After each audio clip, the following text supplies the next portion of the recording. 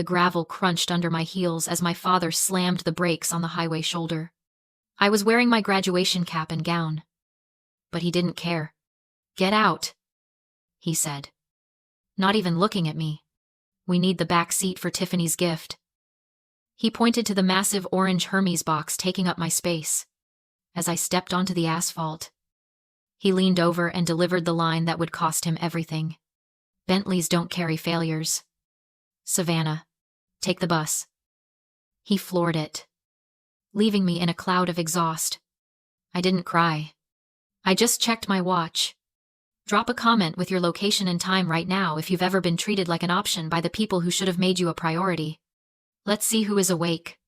The bus smelled like old rain and diesel fuel.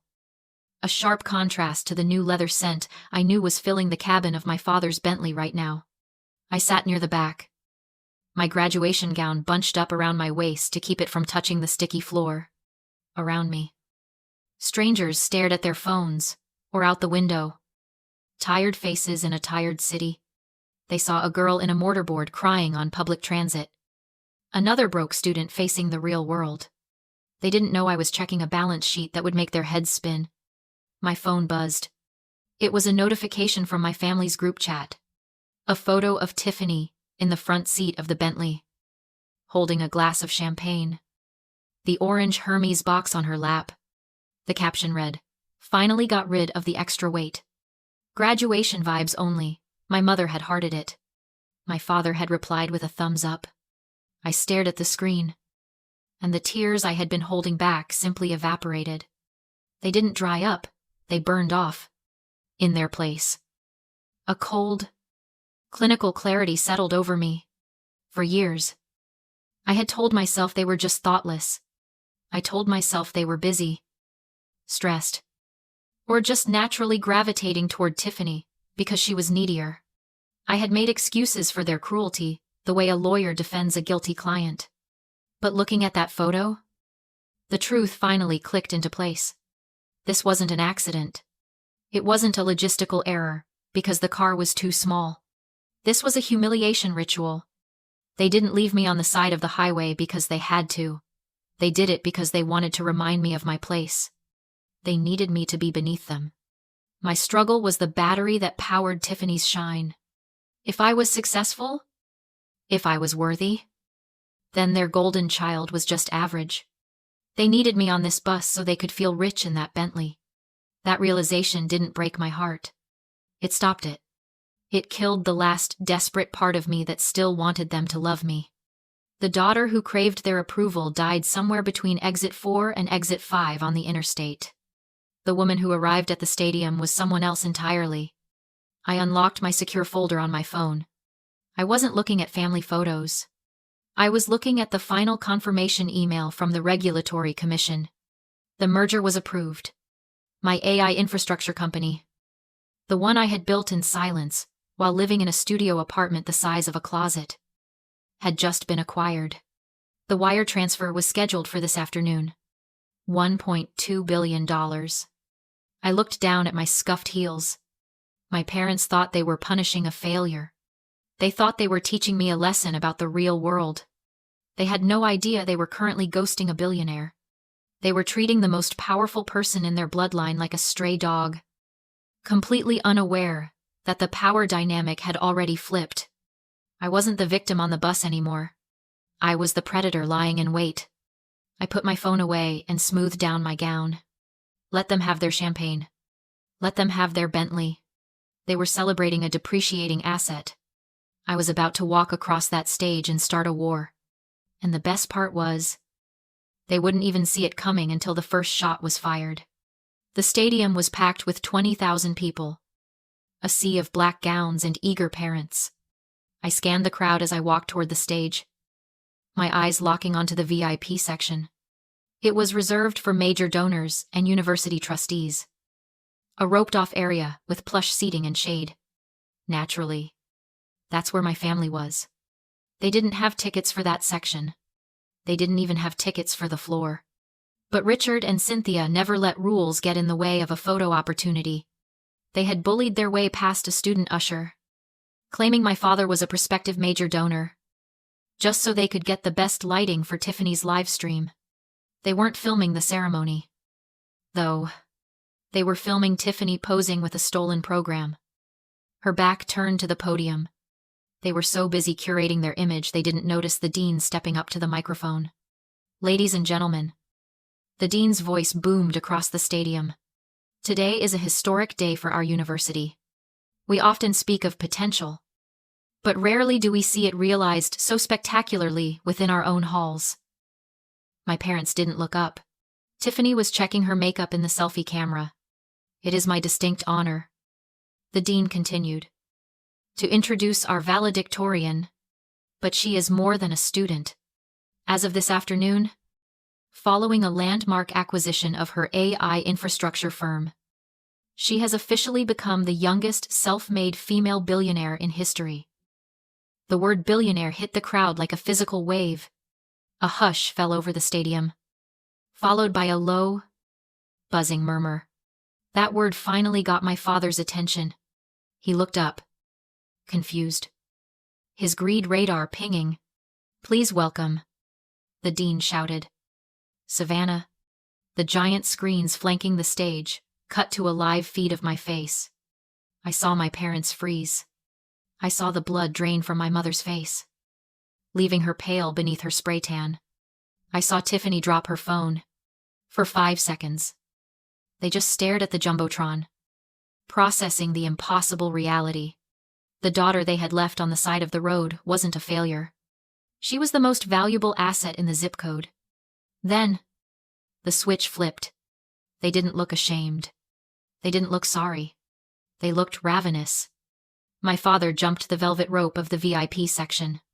My mother grabbed Tiffany, and they sprinted toward the stage. It was a display of pure, unfiltered entitlement. They pushed past security guards, waving their arms, screaming over the applause. "That's my daughter," my father bellowed, his voice cracking. "That's my girl, we raised her, let us through." They scrambled up the stairs, panting, sweating, their faces twisted into masks of performative love.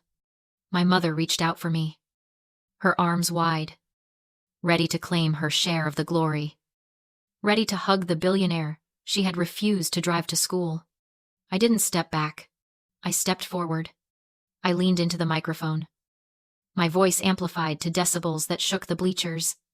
I didn't yell. I spoke with the icy calm of a CEO firing an incompetent employee. "Security," I said, my voice echoing off the stadium walls. "Please remove these fans. I don't know who they are." My mother froze mid-stride, her arms still open. My father looked like he'd been shot. The crowd went silent. "I am an emotional orphan," I continued, staring directly into my father's eyes. "I built this legacy alone. These people are trespassing. Get them out of my sight." The security detail didn't hesitate. 3 large men grabbed my father by the arms. Another 2 boxed in my mother and Tiffany. They didn't escort them gently. They dragged them. My father was screaming about his rights, about how he was the father of a billionaire. But his protests were drowned out by the sudden, roaring applause of the student body. They didn't know the backstory, but they knew a power move when they saw one. I watched them get hauled out of the tunnel, kicking and screaming like toddlers. I didn't feel a single pang of guilt. They wanted the best seats in the house. I gave them the best exit. People always ask why I hid the money. They ask why I lived in a shoebox apartment and ate instant noodles when I was sitting on a patent worth 9 figures. They think I was being stingy. They don't understand that in my house, financial transparency was a death sentence. I learned to hide my assets when I was 16. I needed braces. My teeth were crowding, painful enough to keep me awake at night. My father told me dental work was cosmetic and not in the budget. 2 weeks later, he bought Tiffany a pony because she was sad. I didn't argue. I got a job at a warehouse, saved every penny, and paid the orthodontist in cash. They thought they were teaching me humility by making me pay for my own health care while they funded Tiffany's unlimited credit card for sushi emergencies. They didn't realize they were teaching me the most valuable lesson of my life. Never let the enemy see your ledger.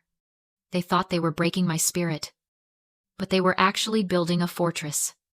3 days after the graduation disaster, my assistant buzzed my intercom. "Savannah, there are 3 people in the lobby," she said, her voice tight. "They claim to be your parents. Security is on standby." "Send them up," I said. "Let's get this over with." I expected an apology. I expected tears. Begging. Maybe a performative speech about how they had lost their way. I underestimated their narcissism.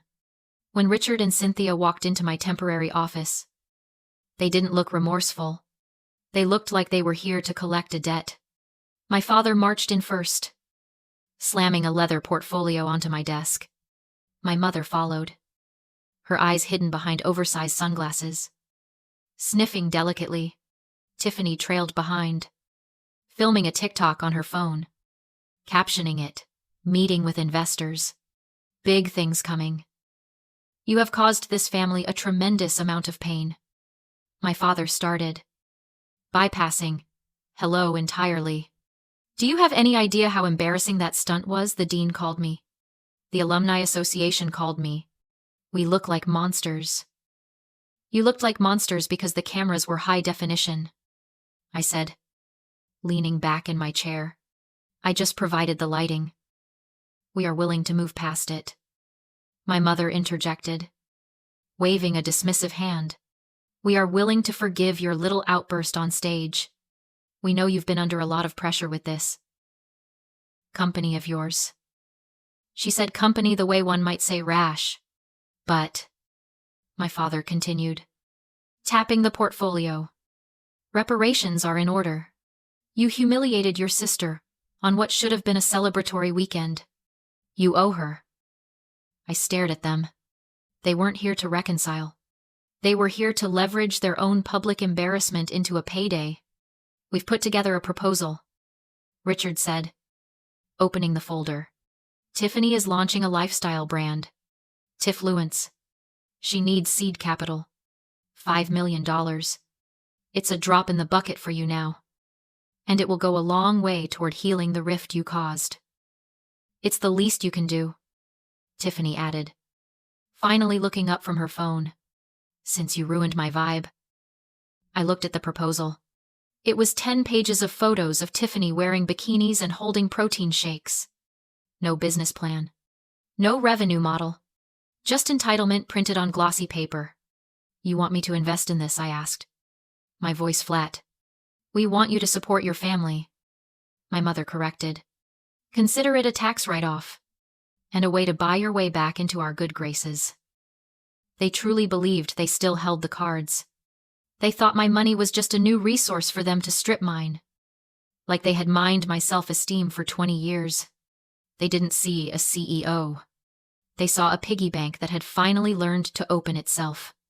"I'll consider it," I said, "but I need full access to the family financials. If I'm investing in the brand, I need to know it's solvent." My father hesitated. "That's private."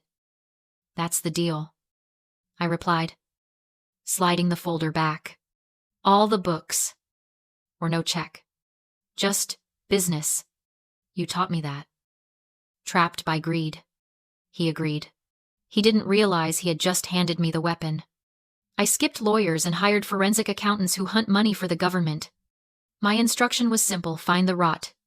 The files arrived the next morning, polished PDFs, masking a hemorrhage of cash. My lead auditor returned 3 hours later with 1 tablet. "We found it. A single transaction, $300. 0, 0, 0.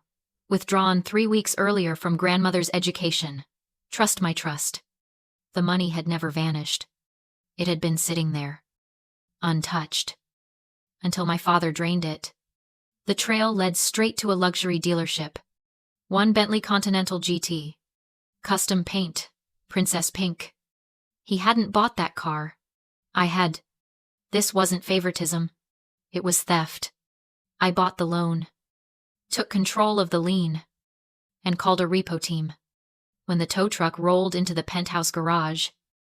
My sister was live streaming beside the Bentley, bragging about manifestation. My father tried to block the truck until I stepped out with police. "Fraud," he protested. "You used my trust fund," I said. "Legally. This is my car." The officers ordered him aside. The Bentley was lifted. My sister screamed. The live stream caught everything. Upstairs. My father exploded, calling it borrowing. "You don't borrow from a UTMA account," I said calmly. "You were a custodian. You violated fiduciary duty. That's embezzlement." Then I placed the deed on the table. My grandmother had anticipated this. The family trust included a bad actor clause if the guardian defrauded a beneficiary. Ownership transferred to the victim. "I'm the trustee now," I said. "This is my apartment. You're evicted." They had 60 minutes. I watched them leave in a dented taxi. Not a Bentley. I felt no guilt, only clarity. The ledger was balanced.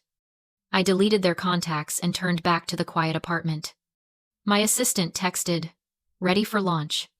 "Green light," I replied. The best revenge isn't noise. It's silence and success.